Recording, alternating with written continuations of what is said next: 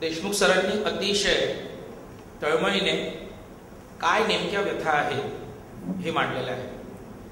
मी त्याच गोष्टीची पुनरावृत्ती करणार नाही आहे, परंतु काही गोष्टी या डीपरची संकल्पना साकारत असताना ज्या माझ्या लक्षात आल्या आणि आजपर्यंत जी वाटचाल झाली त्या वाटचालीत खऱ्या अर्थाने शासन, खऱ्या अर्थाने कॉलेजेस, खऱ्या अर्थाने शिक्षक विद्यार्थ्यांसाठी किती जागरूक आहे याचा जो अंदाज घेतला त्याच्यावरनं सर्वप्रथम असं वाटतं की खरोखरच शिक्षण क्षेत्र एवढं पवित्र राहिलं आहे का.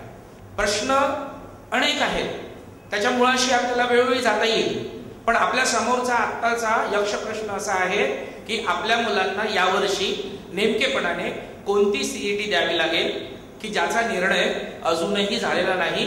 मुलांची परीक्षा जेमतेम 6 महिन्यावर येऊन टाकलेली आहे. ज्या परीक्षेचा सिलेबस समजा जर 2 वर्षाचा असतो, अशा परीक्षेसाठी समजा जर विद्यार्थ्यांना 6 महिन्याच्या अगोदरपर्यंत कळणार नाहीये की मी नेमकी ती परीक्षा देणार आहे किंवा नाही देणार आहे, तर मला वाटतं याच्यापेक्षा जास्त मोठं दुर्भाग्य त्या विद्यार्थ्यांचं. आणि मी तर म्हणेन की अशावेळी आपले शासनकर्ते काय नेमके करत असतात याचाच अगदी प्रश्न पडतो. मी सरांना आता काही रेफरन्सेस दाखवत होतो. मुख्यमंत्र्यांना आपण जुलैमध्ये पत्र लिहिलेलं आहे आणि संबंधित सर्व डिपार्टमेंटला आपण ते पत्र पाठवलेलं आहे. परंतु आपल्या सगळ्यांना चांगल्या रीतीने माहिती आहे की पाणी जेव्हा नाकाच्या वर चाललेलं आहे त्यावेळी आत्ता परवा कुठे आपल्या मुख्यमंत्र्यांनी केंद्रीय वैद्यकीय मंत्र्यांना पत्र लिहिलेलं आहे की या संदर्भातली काहीतरी योग्य ती भूमिका त्यांनी घ्यावी.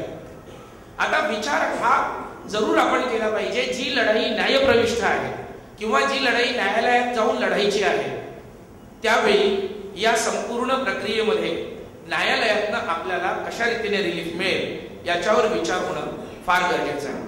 एक लक्षात घ्या की आतापर्यंत वृत्तपत्राच्या माध्यमातून किंवा कुठल्याही चॅनल्स मधनं आपल्याला वारंवार हे कळत आलेलं आहे की या राज्याला रिलीफ मिळाला, त्या राज्याला रिलीफ मिळाला, परंतु तुम्ही एक विशेष बाब म्हणून लक्षात घ्या, NEET या परीक्षेपासून एक्झेम्पशन कोणालाही मिळालेलं नाहीये. ते जो मिळालेला आहे तो MCI ने काढलेल्या नोटिफिकेशनवर मिळालेला. MCI ने 21 डिसेंबर 2010 ला जे नोटिफिकेशन जारी केलं आणि जे भारताच्या आपल्या राजपत्रामध्ये 27 डिसेंबरला जे इथे प्रकाशित झालं त्या नोटिफिकेशनला स्टे आंध्रातनं, सुरुवातीला तामिळनाडूने तर इमिजिएट स्टेप घेतली. जानेवारीतच त्यांनी तो स्टे घेतला.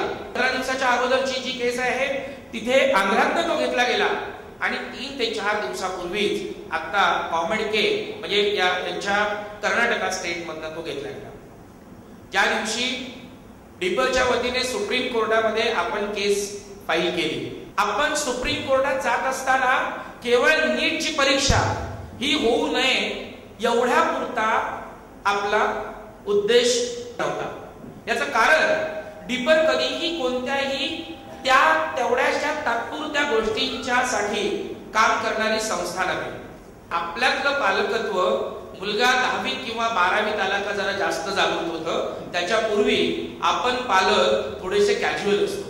असं मी जेव्हा म्हणतो तेव्हा काहींना खरोखर मनातून राग येत असेल की अरे आम्ही इतक्या जागरूकपणाने इथे आलो आणि कुठले हे काय बोलतात आहे. पण मी जवळून बघितलंय, जवळजवळ जे 35 ते 40 हजार विद्यार्थी या परीक्षेला जेव्हा बसतील त्यांना बऱ्याचशा बारीक सारीक गोष्टी ज्या माहिती असायला पाहिजे त्यांच्याजवळ 10% सुद्धा गोष्टींची माहिती नसते. या संपूर्ण प्रक्रियेला जेवढं राज्य सरकार किंवा राज्यकर्ते किंवा एकंदरीत सिस्टीम जबाबदार आहे त्याच्यापेक्षा कित्येक पटीने जास्त आपण स्वतः जबाबदार आहोत. याचं कारण जोपर्यंत आपण दुरुस्त होणार नाही आहोत, जोपर्यंत आपण जागरूक होणार नाही आहोत, तोपर्यंत कोणी ना कोणीतरी दरवर्षी असे काहीतरी प्रकार करतात. आता या जागरूकतेचा जेव्हा मी विचार करतो तेव्हा आपल्याला नेमकेपणाने काय हवंय आणि कसं हवंय त्याच्याकडे जाऊ आपण. मी या संपूर्ण प्रक्रियेचा